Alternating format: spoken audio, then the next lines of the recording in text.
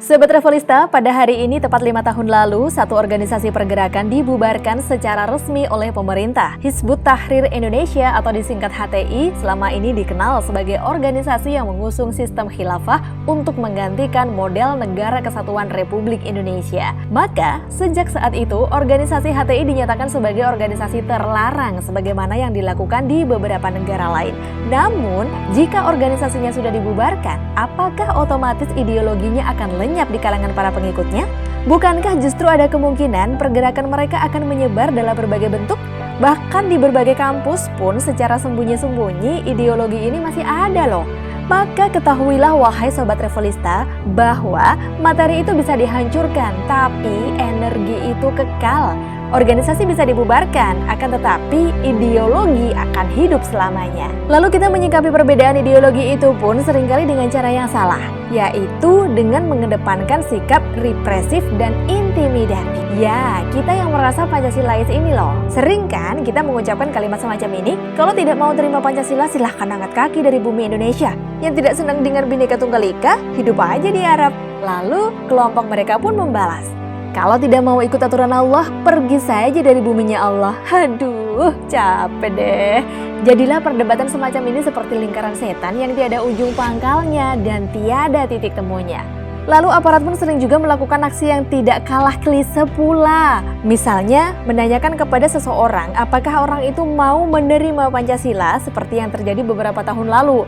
Ada salah satu ustadz yang dicurigai sebagai tokoh radikal dipaksa aparat untuk mengucapkan sumpah setia kepada NKRI dan menerima Pancasila jika ingin bebas dari penjara. Masalahnya begini, andaikan saja ustadz tersebut mau berpura-pura mengucapkan sumpah setia kepada Pancasila demi formalitas pembebasannya, apakah hal tersebut dijamin menyelesaikan persoalan? Bagaimana jika setelah bersumpah setia, ustadz tersebut kembali mengkampanyekan Pancasila sebagai barang tauhid dan segala ajaran anti kebinekaan lainnya? Jadi, apa sih susahnya kalau sekedar bersumpah?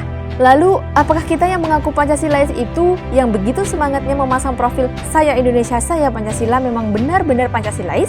Sadar nggak sih bahwa para pejabat yang ketangkap KPK dan pakai baju orange itu setiap Senin ikut upacara bendera dan dengan lantang memandu para PNS untuk membacakan teks Pancasila loh. Tapi kita tahu kan kalau sebenarnya mereka itu anti Pancasila karena melanggar sila kemanusiaan yang adil dan beradab. Sadar nggak sih Anda-Anda yang kejebak pada ideologi kubuisme karena mengikuti channel dan akun buzzer sehingga begitu semangatnya menggunakan isu apa saja untuk menghantam kelompok yang berseberangan dengan kata-kata kebencian hanya demi memenangkan idola Anda, itu sebenarnya juga sedang bersikap anti Pancasila dengan melanggar sila Persatuan Indonesia. Bahkan sadarkah kita bahwa sudah lebih dari 20 tahun negeri ini menjalankan sistem berdemokrasi anti Pancasila yang menggunakan metode banyak-banyakan suara yang pada praktiknya seringkali menghalalkan segala cara yang ini berkebalikan dengan semangat sila 4 Pancasila yang mengedepankan permusyawaratan yang tidak mengenal suara mayoritas dan minoritas, melainkan upaya mencapai win-win solution. Sobat Revolista, Bung Karno berkata bahwa Pancasila adalah filosofis Grondslag yang berarti falsafah dasar bagi bangsa Indonesia. Falsafah adalah filsafat yang selalu berkaitan dengan upaya memahami persoalan-persoalan mendasar seperti pengetahuan, pikiran, atau nilai-nilai. Dengan demikian sudah seharusnya Pancasila diberlakukan dengan pendekatan filosofis atau kepahaman, bukan dengan pemaksaan, represi, atau intimidasi. Jadi, jika orang tidak atau belum mau menerima Pancasila, ya jangan langsung diusir dari tanah air gitu dong. Berikanlah kepahaman kepada mereka dengan cara berdiskusi. Jika mereka tetap tidak mau menerima, ya biarkan saja selama itu merupakan sikap pribadi mereka. Lain halnya, jika sikap tersebut mendorong tindakan-tindakan yang menciderai semangat kebinekaan, seperti mengganggu ibadah umat lain misalnya, maka biar di sini aparat yang melakukan penegakan hukum. Pancasila sebenarnya tidak bersifat menindas mereka yang berbeda, dikarenakan Pancasila mengakui nilai-nilai kemanusiaan yang mana itu adalah pengakuan terhadap fitrah manusia yang berbeda-beda. Dalam rangka mencerdaskan kehidupan bangsa, malah seharusnya negara memberikan ruang bagi diskursus tentang Pancasila. Jika mau mengkritisi atau menggugat Pancasila, silahkan. Tapi hanya di ruang-ruang kajian yang berada di tempat-tempat yang sudah disepakati sebagai tempat bertukarnya gagasan dan pemikiran seperti di kampus misalnya. Cinta karena pengertian jelas berbeda dengan dipaksa untuk cinta.